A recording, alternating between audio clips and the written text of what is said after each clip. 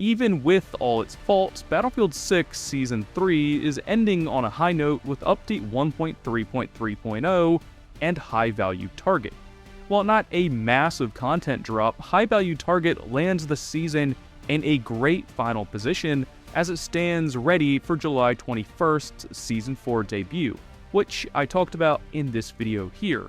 However, while Tactical Obliteration, bug fixes, and the new Wet Work event will catch players' eyes, the recent overhaul to gunplay seems to be the underlying factor in why this update is such a success, and why we should all be excited for Season 4. So before a full review of Season 3, let's take a moment to talk High Value Target and how its subtle yet massive changes have the game in a great position moving forward. But like always, before we jump in, if you enjoy in-depth reviews and discussions about all things Battlefield and FPS, drop a like and hit subscribe, and let's talk about the end of Season 3.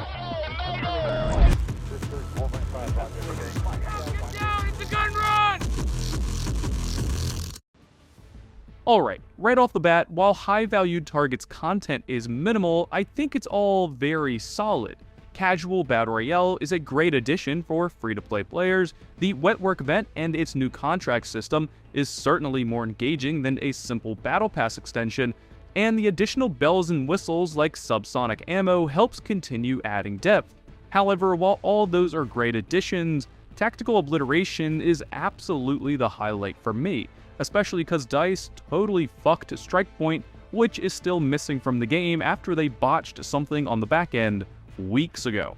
But as someone who's invested in the introduction of ranked game modes to the core multiplayer, DICE needs to consider modes like Tactical Obliteration and StrikePoint, not Conquest. Modes where individual squad coordination and synergy can take control of the match.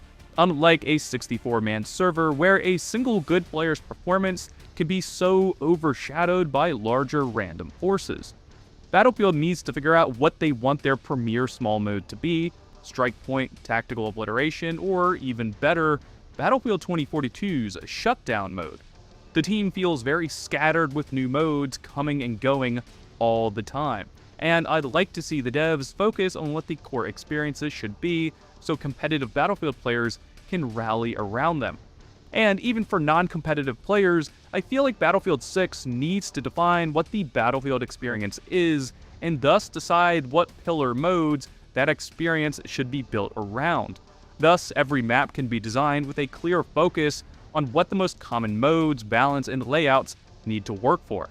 Overall, it feels like that kind of opportunity exists with Tactical Obliteration, but we've seen so many other great squad-focused modes like Squad Deathmatch, Rush, and Shutdown left in disrepair.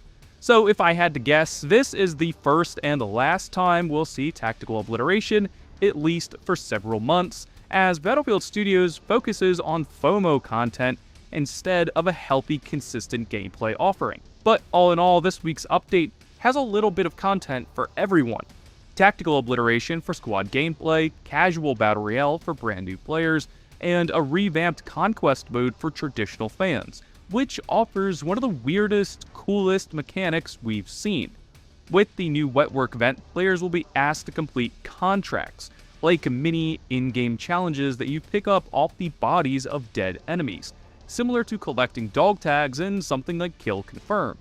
However, upon running over the body and starting the contract, it'll assign your squad a unique challenge, such as earning damage, headshot kills, destroying vehicles, and so on. So while not massively impactful as contracts only drop so often, it's a really fun mechanic to replace something like the bonus path with something much more engaging and a system that could expand down the road for other in-game rewards. So again, another small but interesting systematic change for the game as we head into Season 4 and tons more content. But time for the elephant in the room, the gunplay. And while I'll admit I was skeptical if DICE could execute such nuanced changes, so far I'm impressed. But as we add in new content, new network changes, and heavier server loads, I wouldn't be surprised if we start seeing a lot of clips of laggy hitboxes or just strange hit markers and damage, as there's simply a ton more going on with every player's damage output and intake. but overall it feels way better. The two biggest takeaways for me was 1. TTK is fractionally slower across the board. Not much, but just enough to let gunfights play out a little longer and allow aim and gun skill to matter more than just positioning and first shot. You have a few milliseconds more to react, and importantly, so does the server. Second, consistent recoil patterns feel great. When you can confidently recreate bursts and know where the weapon will end up going, it really helps incentivize tap firing because you can trust what will happen next. So the best way I can describe it, if you are already tap firing and understand the mechanics of your weapon, the game is about to feel a lot better, and maybe even easier. But if you panic, hold the trigger, and go full auto all the time, you're about to get punished a lot more. Essentially, the game has a more hard and fast set of rules, and if you abide by them, you'll succeed with a lot less random shit going on. So overall, the gunplay changes seem to have been a great move. Coupled with the back-end changes to network prioritization and time nudge, the experience feels a lot more predictable, which was one of the big issues with the prior state of the game. However, the one place that's still a disaster is RedSec. I currently live right outside New York City, with a gigabyte internet and sub 20 millisecond ping. However, every other match of ranked Battle Royale, the servers are well over 100 millisecond ping, which combined with TTKs that can be as fast as 150 milliseconds, it means the gunplay can practically outpace the server to a point where you can feel it even in your movement, where quick inputs like slide canceling can be missed because the input is faster than the latency itself. What the fuck just happened to my screen game? I really have no idea what the hell is going on with RedSec servers, like maybe the matchmaking parameters are too wide, but it has to be fixed. And I think DICE knows it, as RedSec Elite is still nothing more than a rumor. Ultimately, high-value target, but especially update 1.3.3.0 are welcome additions and position the game perfectly for Season 4. The core multiplayer is in a much better spot, gunplay is way better than I expected, and the foundation of the game should hopefully be able to take the weight of naval combat coming by the end of the month.